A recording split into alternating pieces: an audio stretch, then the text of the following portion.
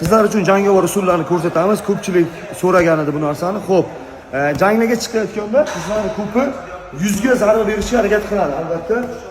Bu o'yinni hamma yuzini yopishini biladi. Lekin biz ana endi shundan foyda chiqaramiz. Ya'ni ko'pchilik yuzini yopishga harakat qilganda qo'l bilan chalg'ityapmiz, oyoqqa zarba.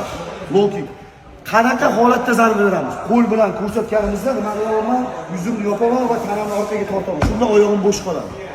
Tashqi qismiga yoki qo'l ko'rsatib oyoqning ichki qismiga tepish mumkin. Ichkariga, tashqariga. Yoki yana ham qattiq zarba berish uchun jigarini mo'ljallasa bo'ladi. Qo'l zarbasi ko'rsatamiz, hop, jigarga zarba. Qo'l ko'rsatamiz, hop, jigarga zarba. Ko'pchilik yopadi, yuzini himoya qilishga harakat qiladi, korpus oyoqqa, ichki tashqi qismlariga zarba bersa bo'ladi.